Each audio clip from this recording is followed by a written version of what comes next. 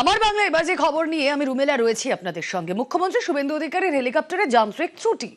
কলকাতা বিমানবন্দর থেকে কেশপুরে রওনা হওয়ার সময় কপ্টারের যান্ত্রিক ত্রুটি ধরা পড়ে। 21 মিনিট পর গ্রিন সিগন্যাল।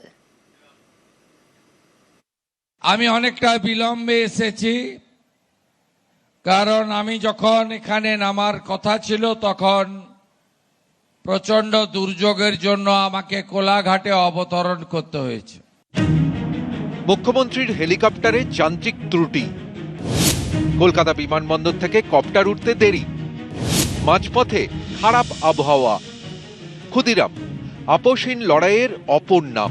1908 সালের 11ই অগস্ট মাত্র 18 বছর বয়সে ফাঁসির মঞ্চে জীবন দেন। তার আত্মবলিদান দিবস পালনে কেশপুরে মুখ্যমন্ত্রী শুভেন্দু অধিকারী।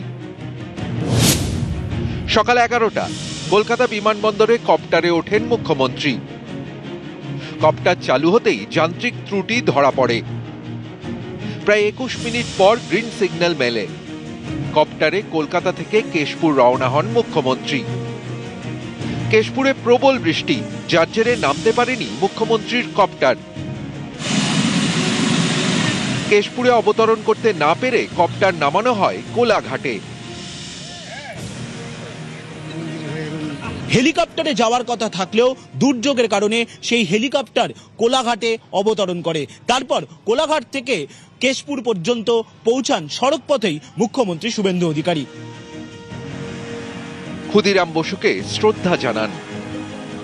আমি অনেকটা বিলম্বে এসেছি, কারণ আমি যখন এখানে নামার কথা ছিল তখন প্রচন্ড দুর্যোগের জন্য আমাকে কোলাঘাটে অবতরণ করতে হয়েছে। কিন্তু আজকের দিনটা তো পরিবর্তন করা যায় না।